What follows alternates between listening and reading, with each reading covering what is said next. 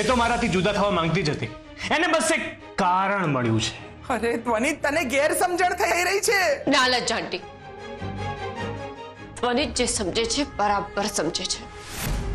મોટી બા, અત્યારે ધ્વનિત ગુસ્સામાં છે. એ કોઈનું કંઈ જ નથી સાંભળતો. સરગમ, તે મારો જીવ શું કામ બચાવ્યો? મારા માટે આટલું મોટું બલિદાન શું કામ આપ્યું? સરગમ, હું તને બે હાથ જોડીને કહું છું, તું ધ્વનિતને બધું સાચે સાચું કહી દે.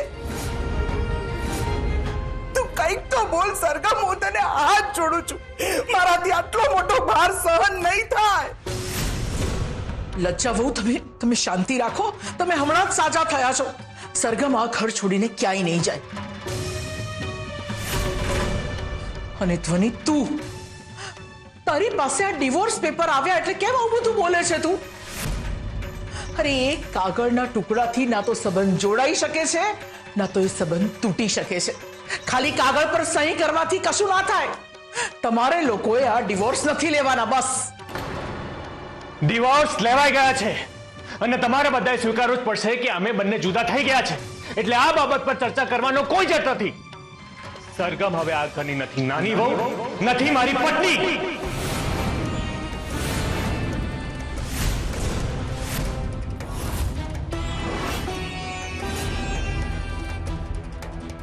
ધ્વનિ, અરે લગ્ન એ કઈ તમારા માટે રમત છે? આટલા વર્ષોનો સાથ સંગાત એ બધાનું શું? ધ્વનિ, અરે એક સંબંધ એ કઈ કાગળ પર દોરેલી લીટી નથી કે જેને ભૂસી શકાય કે ચેકી શકાય. અને આવી રીતે કોઈ સંબંધ પૂરો કરે તો કેમ કોઈનું સાંભળતો નથી? ધ્વનિ, ધ્વનિતભાઈ, આ બધું થયું એ બધું ઓપ્શનલ હતું. જે વખતે જરૂરી હતું એ થયું. એનો અર્થ એ નથી ને કે તમે બંને એકબીજાને મૂકી દો. તમે બંને ભૂલી ગયા તમારા બંને વચ્ચેનો પ્રેમ. ઠીક છે ધ્વનિ, તું આવી રીતે નહીં માને. જો સરગમને તું આ ઘરમાંથી કાઢીશ તો મને પણ આ ઘરમાંથી કાઢી મૂક. ધ્વનિત, આ જે પણ કંઈ થયું છે એ મારા કારણે થયું છે. સરગમે એના સંબંધની કુરબાની મારા કારણે આપી છે. તો એની સજા સરગમ એકલી શું કામ ભોગવે? લજાંટી, લજા ભાભી, લજાંટી સંભાળો. લજાંટી, તમે તમારી જાતને સંભાળો. આ બધું જે પણ કંઈ થઈ રહ્યું છે એ સરગમના કારણે થઈ રહ્યું છે. એની મરજી પ્રમાણે જ આ બધું થઈ રહ્યું છે. અને જેને જેવું કર્યું હોય એને એનું પરિણામ પણ ભોગવવું પડે. એટલે તમે આ બધી વાત પર વિચાર કરવાનું બંધ કરી દો. આરામ કરો. મીરા આંટી, લજ્જા આંટીને એમના રૂમમાં લઈ જાઓ અને એમને કહો કે આરામ કરે. જાઓ લજ્જા આંટી. ના, મને કઈ નહીં થાય. જો આ સરગમ અહીંયા ઘરમાં રહેશે તો બધું બરાબર જ થશે. અરે લજ્જા વહુ, સરગમ અહીંયાથી ક્યાંય નહીં જાય. તમે વધારે વિચાર ના કરો. તમારી તબિયત નાજુક છે. હું નિર્ણય કરી ચૂક્યો છું. સરગમ આ ઘર છોડીને જવી જ જોઈએ.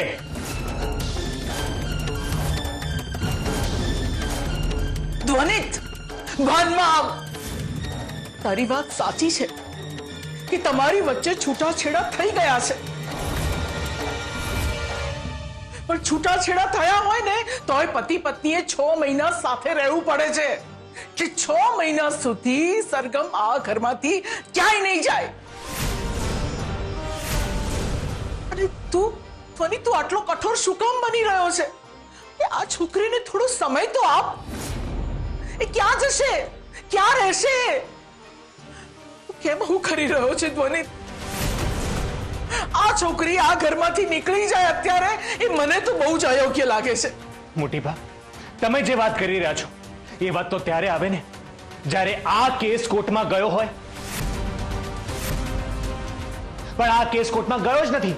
અમે લોકોએ મ્યુચ્યુઅલી ડિવોર્સ લીધા છે. તો આ બધી વાતનો ચર્ચા કરવાની કોઈ સમય જ નથી. જો સરગમ આ ઘરમાંથી જશે ને તો લજા ભાભી, તમે ચાલો મારી સાથે રૂમમાં ચાલો. તમારી તબિયત અત્યારે બહુ જ નાજુક છે. ચાલો અંદર. ના, સરગમ, અત્યારે તારો સામાન પેક કર અને અહીંથી અત્યારે ચાલી જા. નહીં,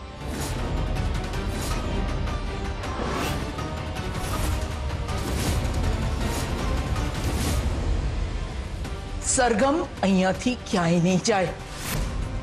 તારે સરગમને પત્ની તરીકે ના સ્વીકારવી હોય ને તો મારી દીકરી બનીને આ ઘરમાં રહેશે, પણ સરગમ આ ઘરમાંથી ક્યાંય નહીં જાય. ના મોટી બા, ધ્વનિતની વાત બરાબર જ છે. જો અમારી વચ્ચે કોઈ સંબંધ જ નથી તો પછી મારો અહીંયા રહેવાનો શું અર્થ છે? તું ઈચ્છે છે ને કે હું આ ઘરમાંથી જતી રહું તો ઠીક છે, હું આ ઘર છોડીને જતી રહીશ.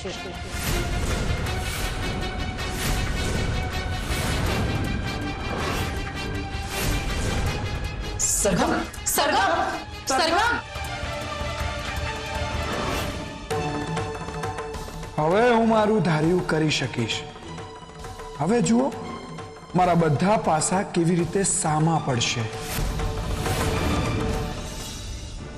મારે જ વિચારી લેવા જેવું હતું કે હવે આ ઘરમાં મારી કોઈ જગ્યા નથી. ઘરમાં કોઈની પણ સાથેના સંબંધો ગમે તેટલા સારા કેમ ના હોય, પણ જો પતિ સાથેનો સંબંધ કપાઈ જાય છે ને તો બીજા કોઈ સાથેના સંબંધની કોઈ કિંમત નથી રહેતી. હવે મોટી બા, લજ્જા આંટી, મીરા આંટી, પરી, આ બધા સાથેનો સંબંધ ખાલી એક યાદ બનીને રહી જશે.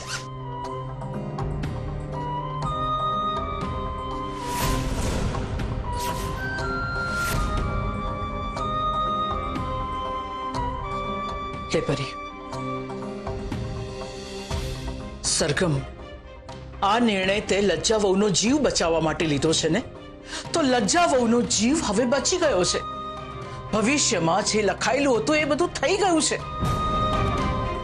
પણ અત્યારે જે થઈ રહ્યું છે એને બદલવાની શક્તિ આપણામાં છે જ.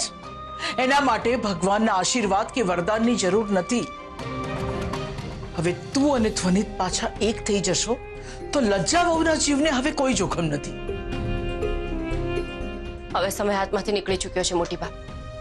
હવે મારા અને ધ્વનિત વચ્ચે પ્રેમ જ નથી, અને પ્રેમ જ તો કોઈ પણ સંબંધનો આધાર હોય છે ને. એટલે હવે કંઈ જ થઈ શકે એમ નથી. અને આ તમે વિચારો છો એટલું સહેલું નથી. લજ્જા આંટી સાજા થઈ ગયા એના કરતા મોટી ખુશીની વાત મારા માટે બીજી કોઈ નથી. પણ હવે ખરા અર્થમાં મારા અને ધ્વનિત વચ્ચે કંઈ જ નથી રહ્યું. એટલે જે નિર્ણય લીધો છે એ સારા માટે જ લીધો છે. એટલે તારા માટે ધ્વનિતભાઈએ જે કહ્યું એ બરાબર છે એમ? એટલે એ કહેશ છે કે ઘરની બહાર નીકળી જા એટલે તું નીકળી જઈશ, અમારો કોઈ મહત્વ જ નથી. અમે તને કહી રહ્યા છે કે ઘરમાં રહે, પણ તું અમારી વાત નહીં માને. તું અમારાથી દૂર થઈ જઈશ અને અમને ભૂલી જઈશ ને? દૂર જવાનો મતલબ ભૂલી જવું એવું થોડી થાય છે. હું તારી બધી જ વાત માનવા તૈયાર છું, પણ આ વાત નહીં માની શકો, કારણ કે આ વાત માનવી શક્ય જ નથી.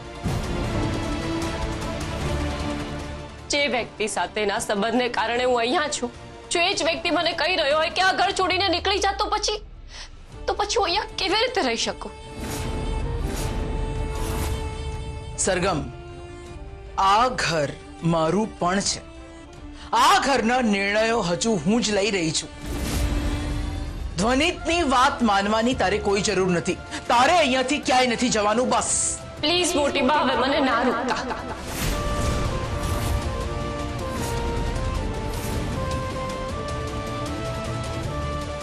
અરે સરગમ,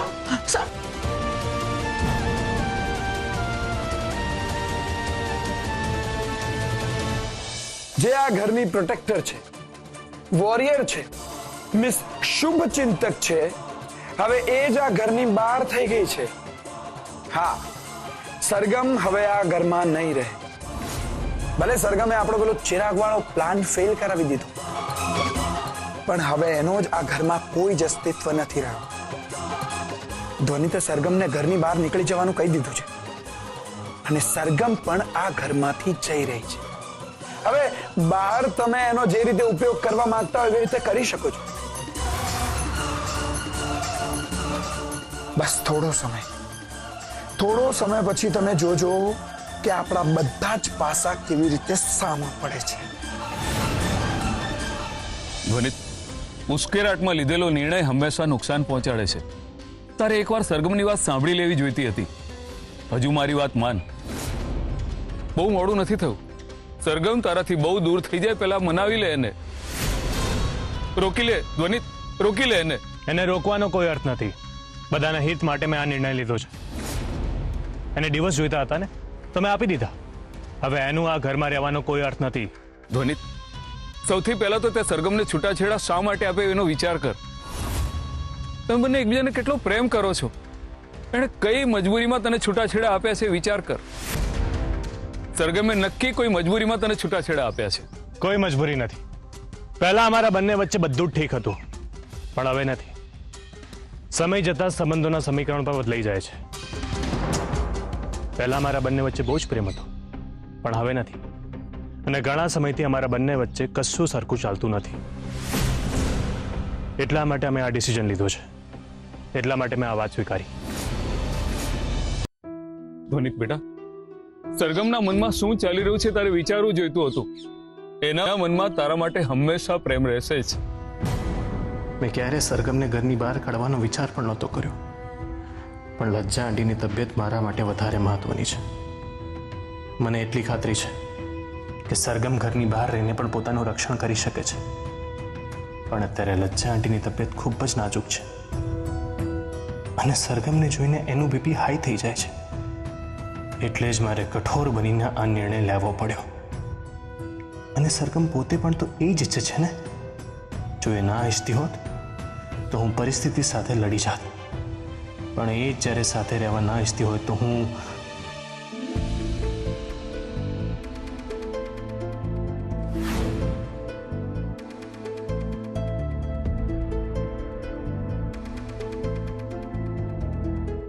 સરગમ,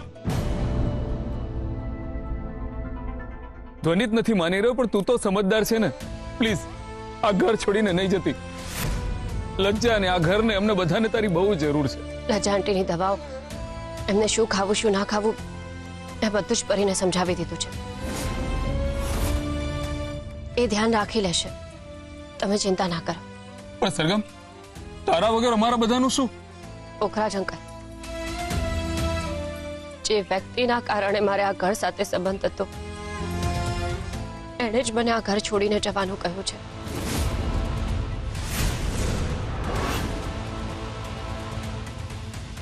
તો પછી એની વાતનું તો માન મારે રાખવું જ પડે ને.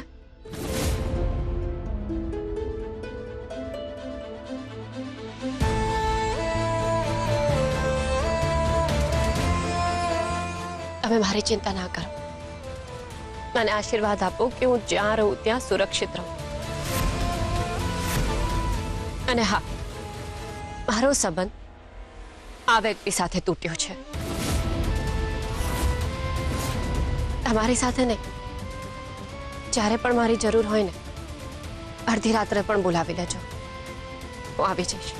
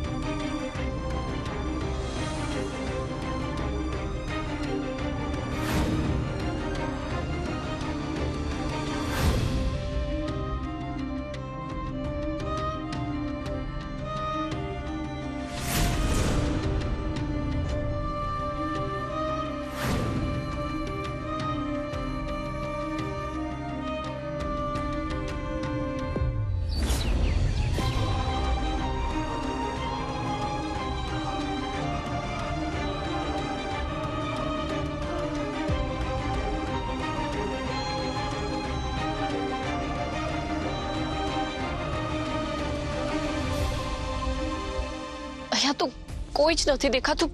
ક્યાં જવું?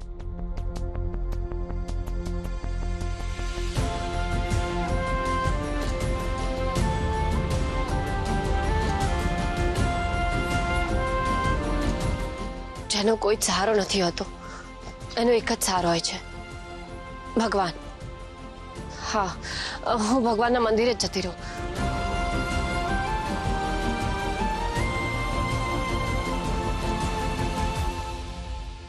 આજે કોઈ રિક્ષા પણ નથી દેખાઈ રહી.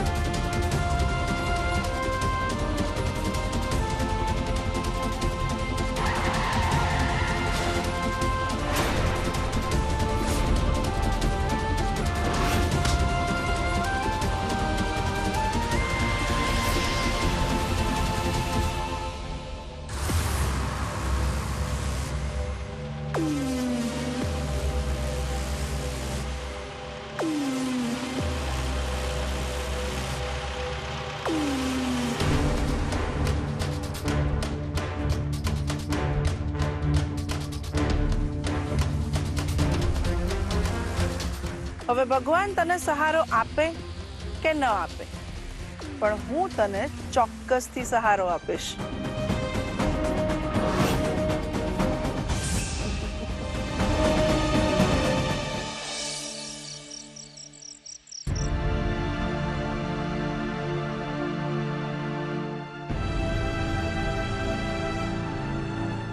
મોટી બા, કંઈક તો ખાઈ લો.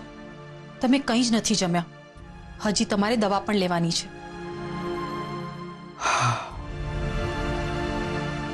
સરગમ વગર મને જ નથી લાગતું મીરાબો. હું બધું જાણતી હતી, છતાં પણ કંઈ બદલી ના શકી. ના એને રોકી શકી, ના એને સમજાવી શકી. મેં એને બહુ સમજાવી, પણ એણે મારી વાત ના માની મીરાબો. હું માનું છું મોટી બા કે જે પણ કંઈ થયું છે એ ખરાબ થયું છે, પણ તમે જમશો નહીં, દવા લેશો નહીં તો એ નહીં ચાલે.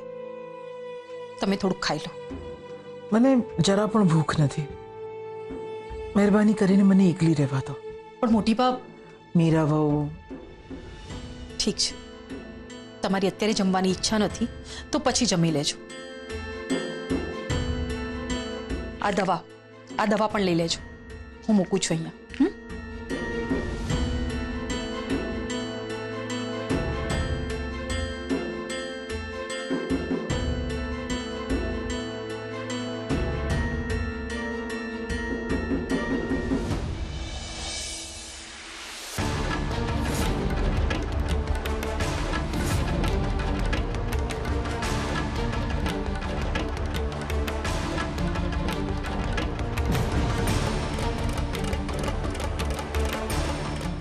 ઇન્દુ આંટી, તમે મને અહીંયા શું કામ લઈને આવ્યા છો? હું અહીંયા શું કરી રહી છું? તું બેભાન થઈ ગઈ હતી ને, એટલા માટે તને અહીંયા લઈને આવી છું. મારે અહીંયા નથી રહેવું. સારું, તારે અહીંયા ન રહેવું હોય ને તો ન રહેતી, પણ અટાણે અહીંયા શાંતિથી બેસ. બેટા, હું તો તારી માં સમાન છું ને, અને એક દીકરી તકલીફમાં હોય તો એને માં ન સંભાળે તો બીજું કોણ સંભાળે? એટલા માટે જ તો હું તને અહીંયા લઈને આવી છું આશરો આપવા. હું બહુ જ સારી રીતે જાણું છું કે તમે મને શું માનો છો, એટલે મારે તમારા આશરાની કોઈ જરૂર નથી. મને જવા દો અહીંયાથી. તું અટાણે એકલી ક્યાં જઈશ? હા, કેટલી રાત થઈ ગઈ છે, તો એ તો જો. અને મને ખબર છે કે ધ્વનિ તે તને ઘરની બહાર કાઢી મૂકી છે. આ હંધાઈ ભેગા થઈને તારી હારે કેટલું ખોટું કર્યું. મને તો તારી પર દયા આવે છે. કેટલી લાચાર છે નહીં તું. અટાણ સુધી તું મારી દુશ્મન હતી, કારણ કે તું મારી દુશ્મનના ઘરમાં રહેતી હતી અને એની સુરક્ષા માટે તું પોતાનો જીવ પણ આપી દેવા માટે તૈયાર હતી. પણ એ જ વ્યક્તિએ તને ઘરની બહાર કાઢી મૂકી અને હવે તું એ ઘરમાંથી બહાર નીકળી ગઈ છે, તો હું તને દુશ્મનની જેમ નહીં પણ મારી દીકરીની જેમ રાખીશ. એ તમારા દુશ્મન હશે પણ મારા નથી. અને જો તમે એમના દુશ્મન હો તો પછી તમે મારા શુભચિંતક હોવાનો તો કોઈ પ્રશ્ન જ ઉભો નથી થતો. એટલે તમે આ બધા નાટકો બંધ કરો અને કહો કે તમે મને અહીંયા શું કામ લઈ આવ્યા છો, શું જોઈએ છે તમારે? મારે કઈ નથી જોઈતું. હું તો માત્ર ને માત્ર એક માણસ તરીકે તને અહીંયા આશરો આપવા માટે લઈને આવી છું, મદદ કરવા. તું શાંત થઈ જા બેટા.